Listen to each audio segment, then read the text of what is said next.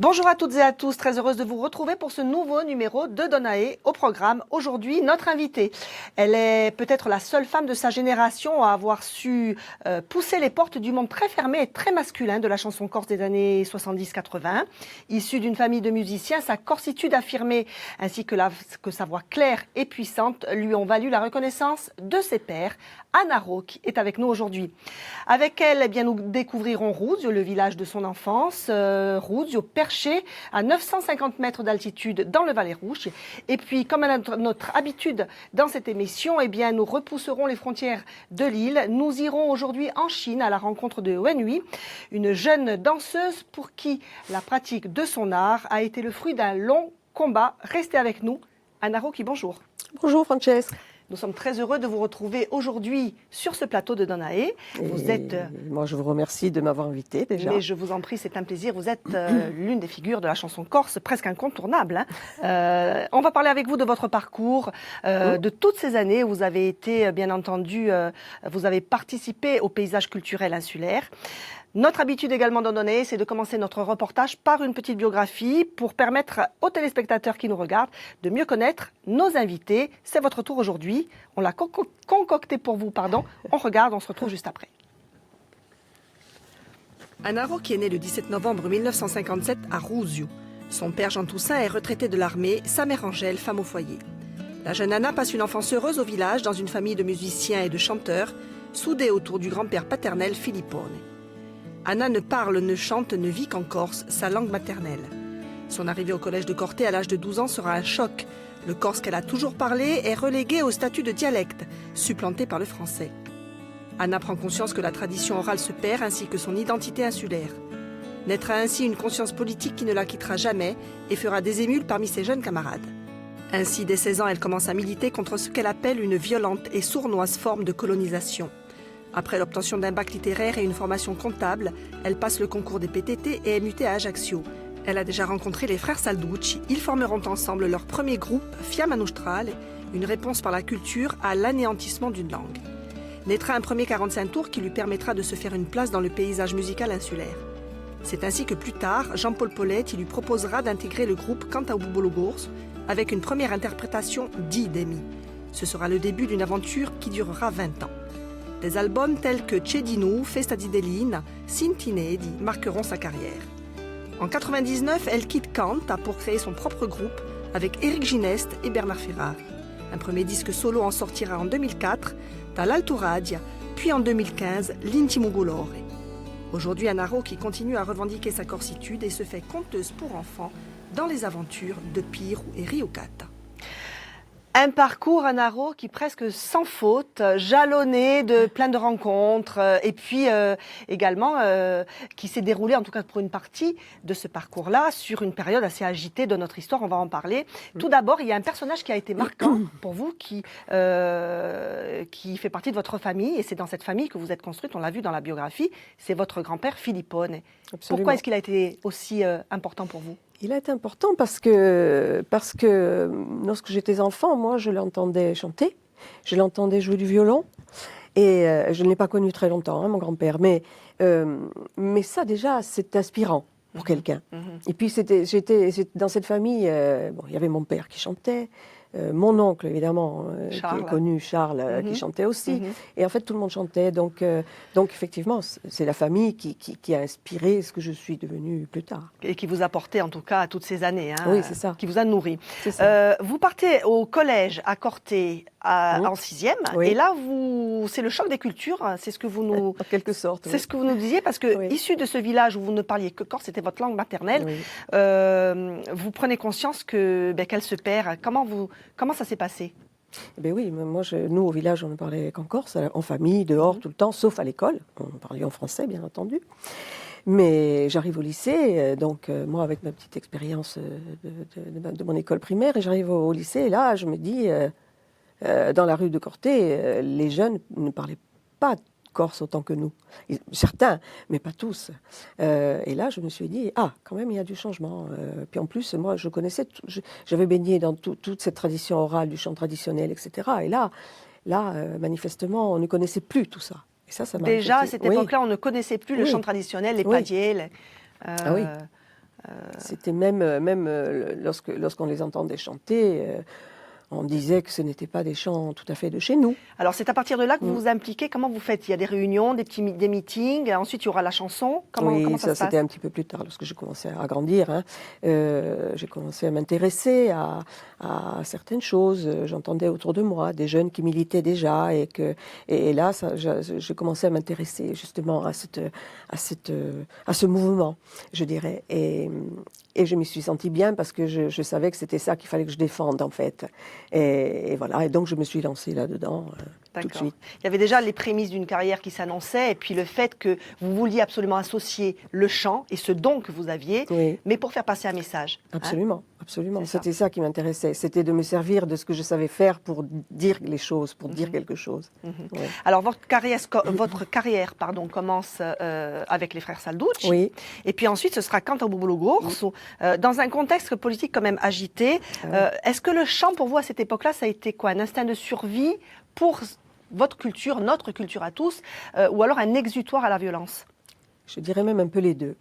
Parce qu'effectivement, il y avait l'instinct de survie. Là, il était urgent de faire, parce que sans ça, à terme et à court terme, nous n'allions plus être ce que nous étions, c'est-à-dire corse.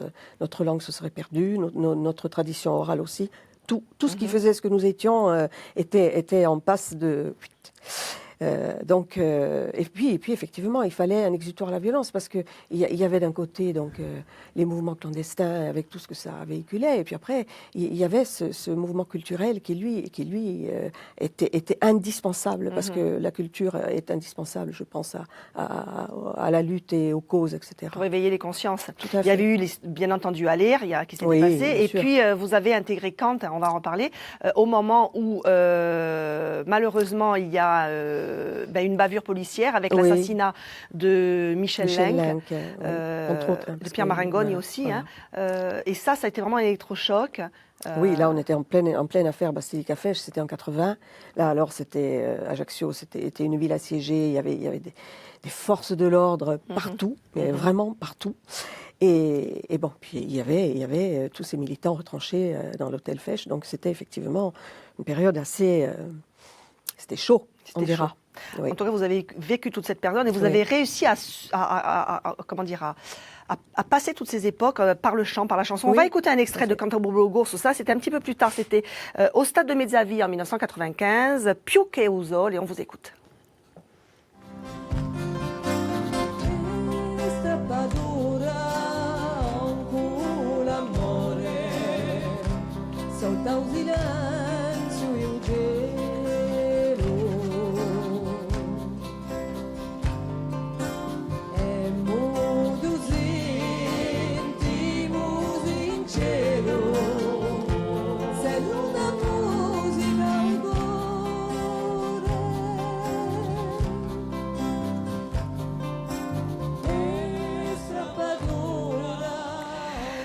Sur cette scène, il y a presque tous les anciens de Kant. On va en citer quelques-uns. La liste, bien sûr, n'est pas exhaustive. Cece Buto, Pedro Guelfucci, Jean-Paul Poletti, Christophe McDaniel, Minigal, Nadal et Luciani, et j'en passe, bien entendu.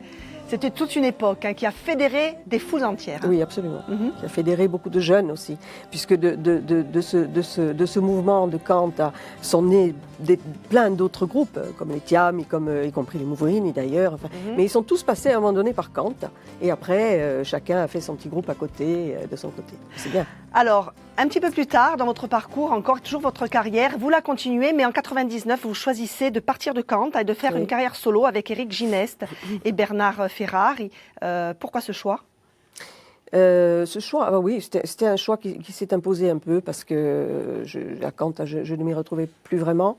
En tout cas, le message qui passait n'était plus vraiment celui que j'aurais voulu faire passer. Et puis en plus, j'avais aussi besoin de m'exprimer en tant que femme, vraiment. Et quand on est une seule femme au milieu d'un groupe d'hommes, c'est un peu plus compliqué quand même. Donc j'avais envie d'aborder des thèmes qui me ressemblaient plus. On va vous écouter justement un extrait de cette prestation avec Éric et Bernard. On écoute tout de suite et puis on se retrouve dans quelques minutes.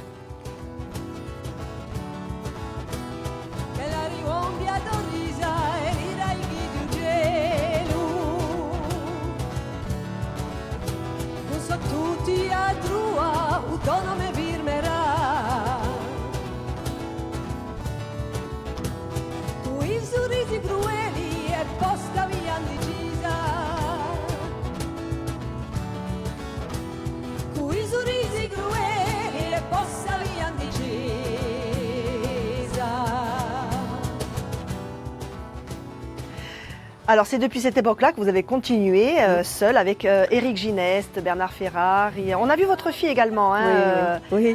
Dans cet extrait de l'émission Latitude 42. Oui. Comment vous avez-vous évolué au sein de, pas de ce groupe, mais de ce petit groupe, toute seule finalement avec eux? Oui. Bah, c'était facile hein, parce qu'on travaillait tous les trois. On était déjà, en plus d'être des amis, on était, bon, avec Eric, nous vivions ensemble, donc c'était simple, c'était facile. Bernard aussi, on était tout le temps ensemble, donc bon, ça a été très facile de travailler avec eux. On se connaissait très bien. Et vous avez su vous exprimer oui. En parole et en chanson. Absolument. Votre sensibilité est ressortie. Oui, là. exactement. Alors, c'est juxtaposé également à cet événement musical, à cet intermède musical, on va dire, enfin plus qu'un intermède, parce que ça a duré quand même combien d'années avec Éric et une bonne quinzaine d'années. Oh, hein. Oui. D'accord. Oui. Une autre voie s'ouvre à vous aujourd'hui. Vous en êtes à un tournant de votre carrière artistique et vous collaborez avec votre fille. Vous travaillez en famille avec votre fille Doria. Vous devenez conteuse dans des livres pour enfants. Absolument. Voilà. Parlez-nous un petit peu de ce projet. Alors, ce sont des livres, effectivement, comme vous l'avez dit, des livres destinés aux enfants, même aux grands d'ailleurs. Hein. Ce sont des petits livres les histoires sont écrites par Paul Turquet-Doriani. Et donc, ce sont des petits livres en corse. Ce sont des livres en immersion, c'est-à-dire que ce sont des livres où il n'y a que du corse. Et ce sont des livres CD. Il y a un petit CD sur lequel j'interviens, puisque je suis la narratrice de l'histoire en question. Voilà. Donc, très bien. On vous voit sur ces images avec Dorian, Piro et Ryukada. Piro, c'est une petite souris. Alors, Piro, c'est l'ours, et Ryukada, c'est la petite souris. Ryukada, c'est la petite souris. Donc, à découvrir, vous qui nous regardez, si vous ne connaissez pas encore. Il est temps maintenant de partir dans le Valais Rouge, Anna, à découvrir Rousio, votre village de cœur, de vie, votre passion, en quelque sorte. Vous allez nous la raconter. On regarde le sujet, on se retrouve juste après Rousio. Dall'altura di Agastello si vicino, qui c'era la Gaurano e Paolino, la signora che pregava con quella di San Pedrone, quando a messa suonava alla gina di San Cervone. Le village de Rouge, pour moi, il représente tout, absolument tout. C'est ici que je suis profondément enracinée, c'est ici que je suis née, que j'ai été élevée, et c'est ici que je me suis construite. Alors, tout ce que je suis, ça se rapporte à ce village. Il y a des pierres, il y a des arbres, il y a des châtaigniers. Comme on dit encore, c'est son pastade et tout. Et puis après, il y a les gens. Il y a ma famille d'abord, mais toute la communauté de ce village, c'est ma famille. C'est une grande famille, c'est une vraie communauté.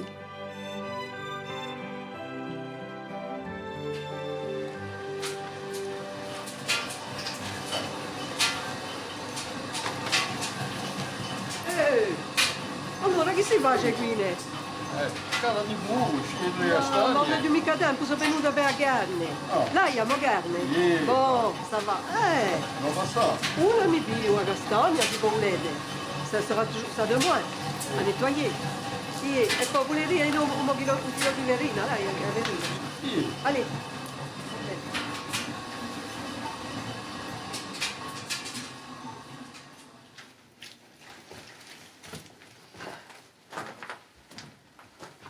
Ah bon, voilà. Questi ci sono i mogassacci. Vedo cassacci ci sono. I mosarcicci. Sarcicci, cassacci, viadili, mazzica di stamane. Sente uno l'affare. Minimo occupo quando eravamo impiegati in Bastia.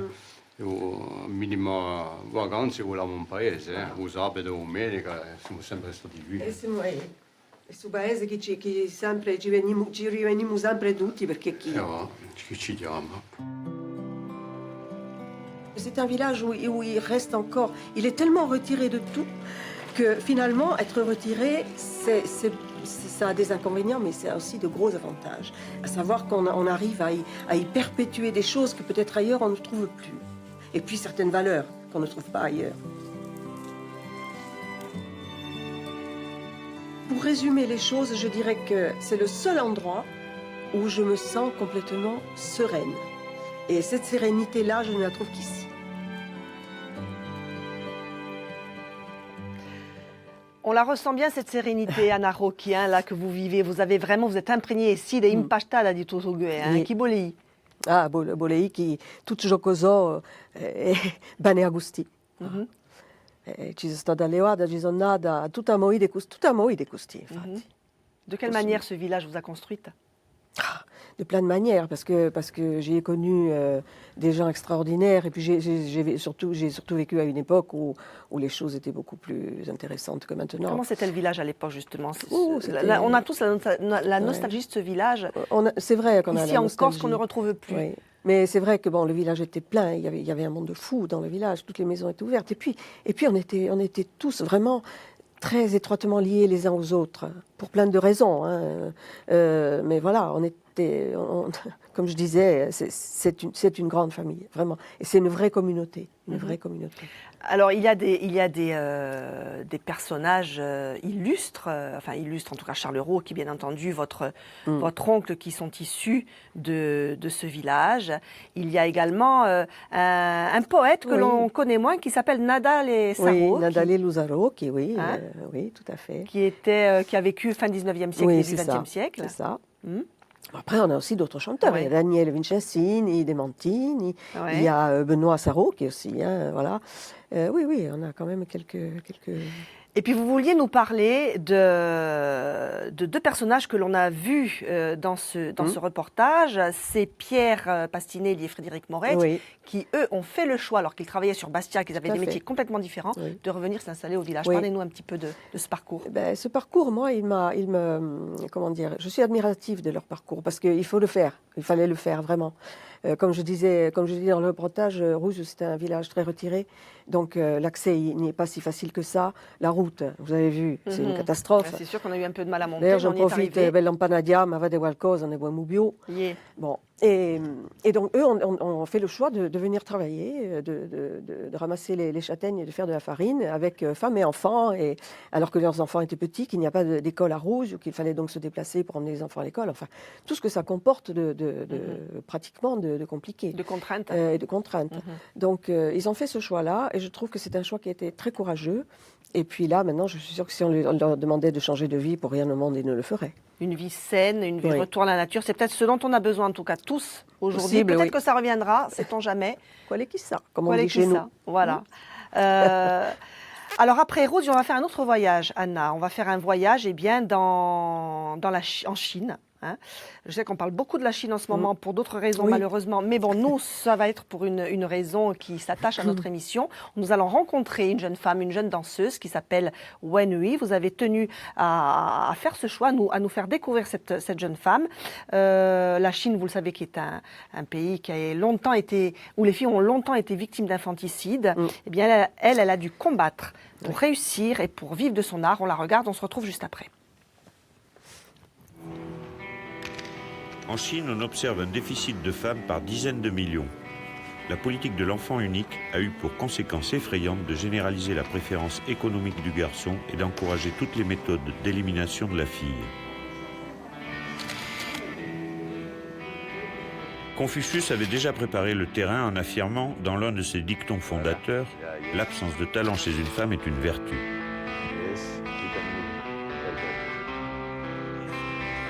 Il est certain que Wen Hui aurait dû compter parmi ces malheureuses disparues, car en plus d'être une femme, elle manifesta dès le berceau un réel talent. J'avais déjà commencé à danser, à 2 ans. Ma mère m'a toujours raconté que depuis toujours, je me comportais comme si j'étais sur une scène, même quand je faisais le lit. Vous savez, sur les lits chinois, il y a un rideau. Alors j'ouvrais le rideau et je disais « Maintenant, je vais commencer le spectacle. » Et je commençais. You can look at me. À 13 ans, je suis entrée à l'école de danse du Yunnan, une école traditionnelle. À 25 ans, j'étais à l'académie de danse de Pékin. Mais ensuite, j'ai commencé à m'ennuyer. J'ai pensé que quelque chose ne fonctionnait pas comme je voulais.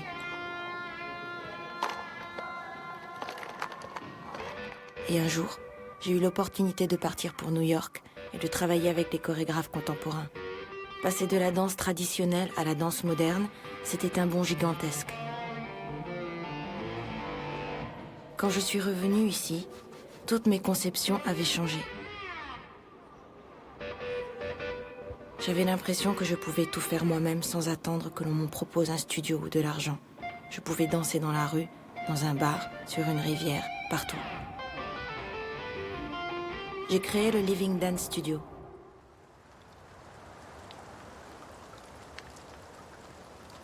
Avec le compagnon de sa vie, Wenhui a imaginé un lieu de vie et de création spacieux où se croisent des poètes, des musiciens et des danseurs de toutes nationalités.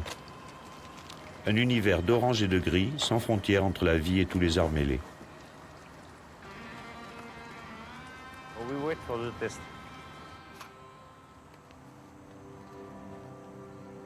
Okay. Parfois, je pense que les hommes et les femmes ne sont pas égaux. Si un homme fait quelque chose et que vous faites la même chose ou même mieux dans cette société, ça ne passera pas simplement parce que vous êtes une femme.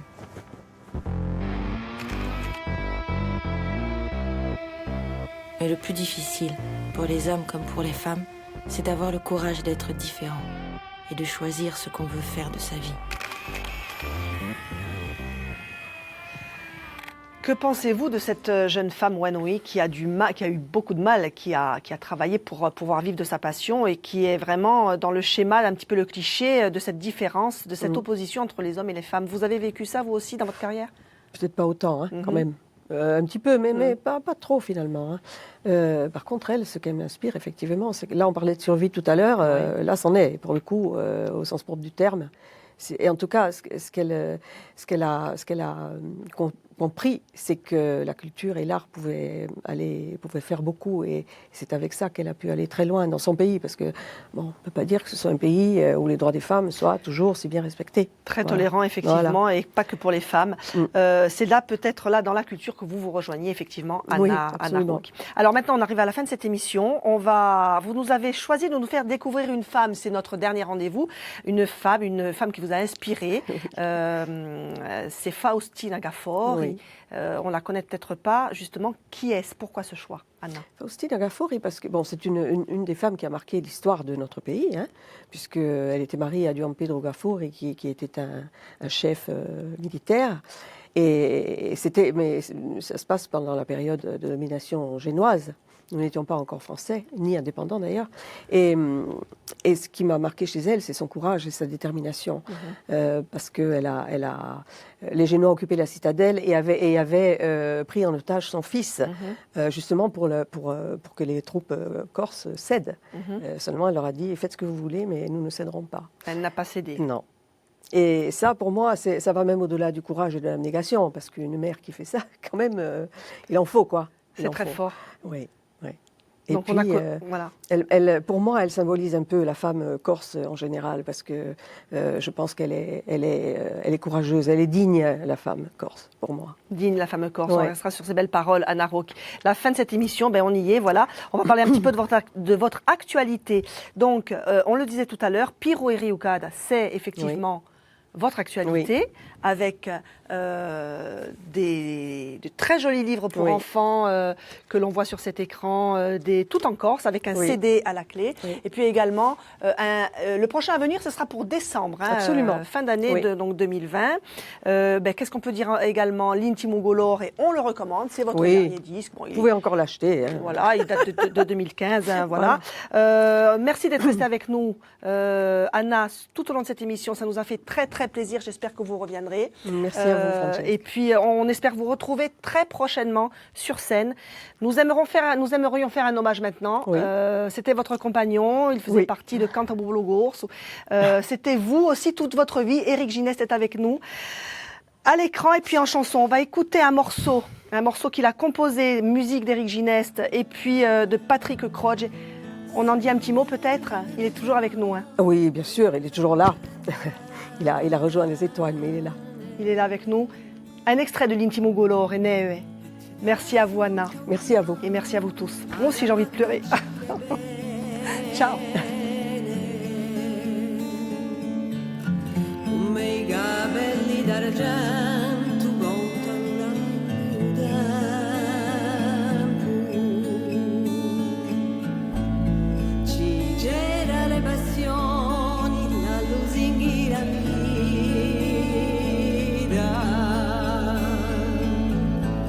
Come le oggi canzoni, ogni carezza smarrita.